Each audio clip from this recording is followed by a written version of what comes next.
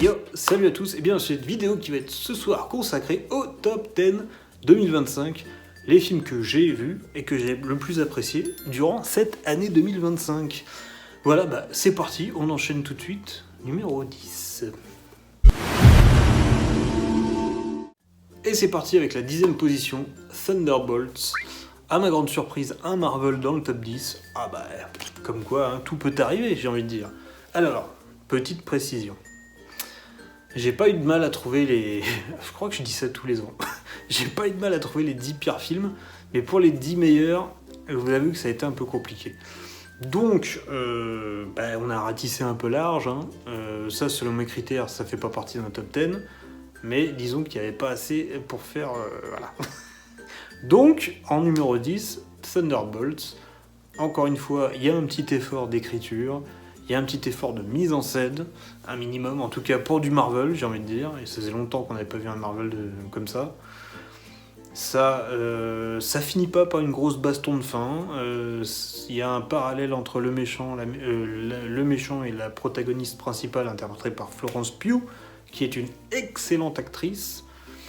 Et du coup, ça fait plaisir. Il y a toute une imagerie avec les ombres, on en a déjà parlé, hein, les ombres, voilà. C'était plutôt cool, pour faire un parallèle entre les deux personnages. Voilà, je vous invite à voir ma critique si vous voulez plus de détails.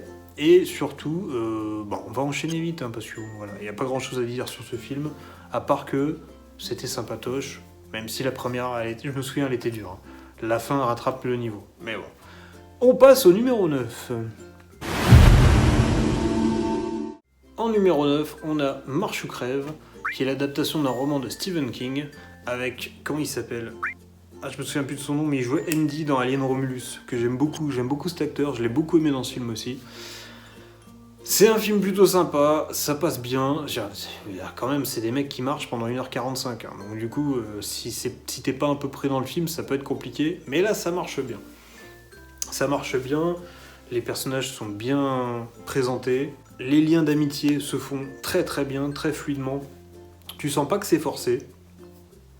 T'en apprends un peu plus sur chaque perso à chaque fois. T'as forcément un élément un peu bizarre qui... dans le groupe, hein, j'entends. Tu te dis, lui, à tout moment, il peut péter un câble, du coup, il a des réactions un peu particulières. Du coup, pendant tout le film, t'es un peu tendu. Tu te dis, putain, qu'est-ce qu'il va faire ? Voilà. Parce que le concept, pour ceux qui connaissent pas, c'est tu marches, et si tu t'arrêtes plus de 3-4 secondes, je crois, ou 5 secondes, tu meurs direct.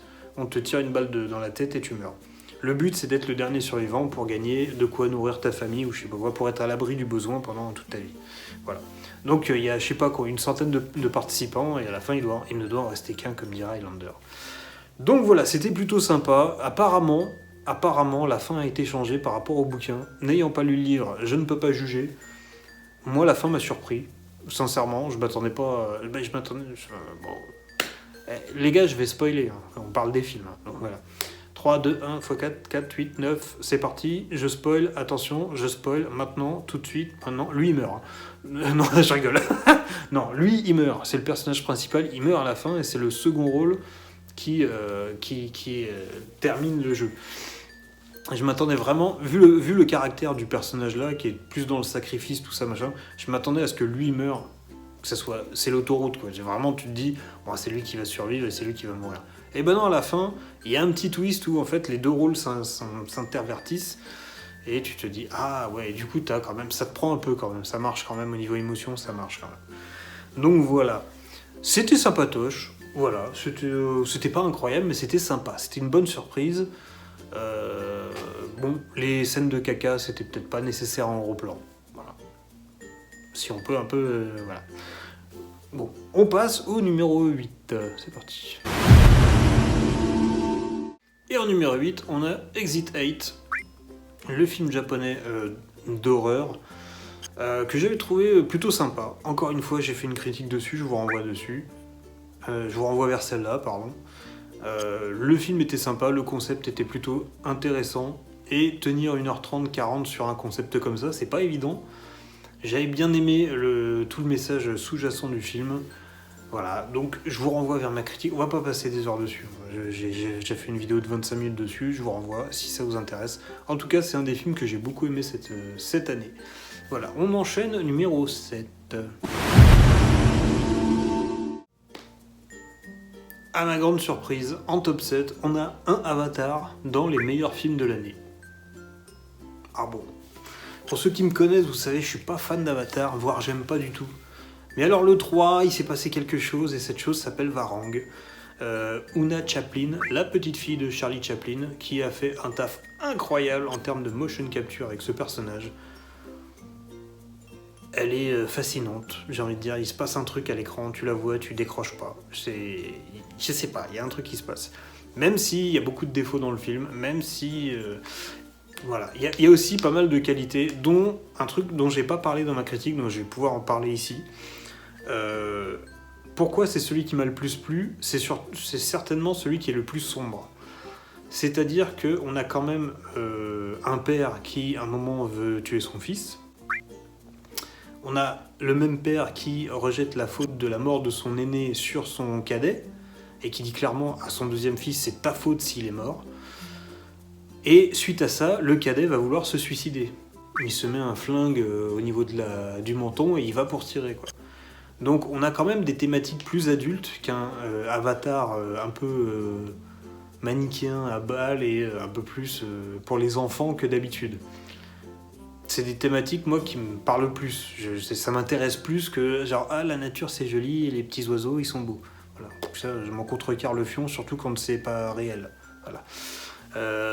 Là, c'est un truc qui touche c'est un truc qui touche tout le monde, ce genre de thème. Donc c'est un peu plus intéressant et du coup, bah, tu t'identifies plus à des personnages qui ont des conflits moraux, à des personnages qui ont des remords, des regrets, qui ont une culpabilité, des gens qui sont submergés par la haine. Tout ça, ça me parle plus que des chats qui font et il a tué ma forêt, c'est pas gentil.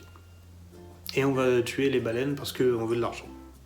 Voilà. Je dis pas que l'écologie c'est pas bien, mais disons que là ça me touche plus. Voilà. Ça me touche plus. En termes de relations, personnages, voilà. Salut, qu'est-ce qu'il y a ? Et du coup, voilà. J'ai préféré cet Avatar 3 par rapport aux deux autres. Et le canapé, arrête de faire tes griffes dessus. Viens là, viens. Donc voilà, Avatar 3, c'était sympa. On passe à la suite. En 6ème position, Caught Stealing avec... Comment il s'appelle lui déjà ? Austin Butler. Il y a aussi Matt Smith dedans et Zoé pas Saldana, Zoé Kravitz. Il y a Liv Schreiber, il y a Vincent D'Onofrio et beaucoup d'autres. C'est un film, c'est un grand n'importe quoi ce film. Mais j'ai beaucoup aimé. J'ai pas été inspiré pour le solo, donc je vous en ai pas fait. Mais ce film, il est super drôle. C'est un film de brigands, un peu humour un peu à l'anglaise à la Guy Ritchie. Attends, c'est pas Guy Ritchie qui a fait ce film d'ailleurs ? Je sais plus, mais ça fait fortement penser à du Guy Ritchie. C'est ultra dynamique en termes de réalisation. C'est n'importe quoi en termes de personnages. T'as une espèce de punk, t'as des tueurs à gages juifs là à la fin. T'as plein de gangs, c'est n'importe quoi. Bref, l'histoire elle est plutôt... elle est très décousue. Mais tu rentres dedans, t'es embarqué là-dedans pendant 2 heures, c'est du n'importe quoi, et ça marche bien. Ça marche bien. Austin Butler, il est toujours très bon, même s'il commence à avoir un peu le même rôle maintenant, là, le minet, un petit peu machin. Bon, ce serait bien que... Disons qu'il a commencé par des choix très intéressants entre Elvis, entre Dune 2, etc. Ça serait dommage qu'il se cantonne à ces rôles-là maintenant. Il vaut tellement plus, mais il est très bon dedans. Il n'y a aucun problème, il est très bon, très crédible. Le film, il est drôle, il est marrant, il y a de l'action, c'est rigolo, c'est dynamique.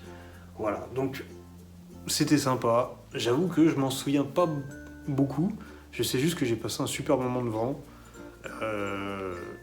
Voilà, je me suis bien marré, donc n'hésitez pas à regarder Caught Stealing, qui en français c'est Pris au piège.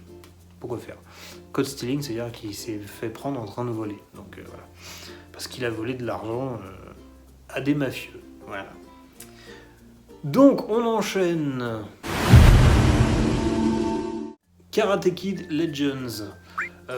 J'ai fait une vidéo dessus, je vous invite à aller la voir, je vois pas trop ce que je pourrais dire de plus. Le petit jeune, il est super attachant, avec sa copine, ils sont mignons. Ça fait plaisir de revoir Jackie Chan, ça fait plaisir de revoir Ralph Macchio. Bon, l'adversaire principal est peut-être pas ouf, mais bon, il fait le café pour ce type de rôle. Un Poupoune, il fait le café. Oui. Et du coup, voilà, il n'y a rien de plus à dire, c'était un petit film d'été super sympa. Ça fait le lien avec Cobra Kai à la fin, c'est rigolo. C'est du fan service, on est d'accord, mais ça fait plaisir. Parce que c'est pas un point central du film, c'est juste une scène post-générique. Ça n'a rien à voir avec le film. Donc voilà, ça n'entrave pas le déroulement du film. Et ça ne joue pas sur l'affect pendant le film. Donc ça me va comme ça. Ça reprend la même recette, mais ça l'a fait différemment. On l'a déjà dit dans le solo. Donc voilà. C'est pas une legacy sequel, c'est une suite du même univers, mais c'est fait différemment. Les mêmes codes, mais tournés différemment. Pas la même structure, pas le même film, complètement. Voilà. Les mêmes codes, c'est différent. Donc voilà, on enchaîne parce que j'ai plus beaucoup de batterie. En 4ème place, Sinners de Ryan Coogler avec Michael B. Jordan et Michael B. Jordan dans le rôle des deux jumeaux Stack and Smoke. Alors, c'était cool. J'ai beaucoup aimé le film, même s'il y a des trucs que je suis passé à côté pendant mon premier visionnage.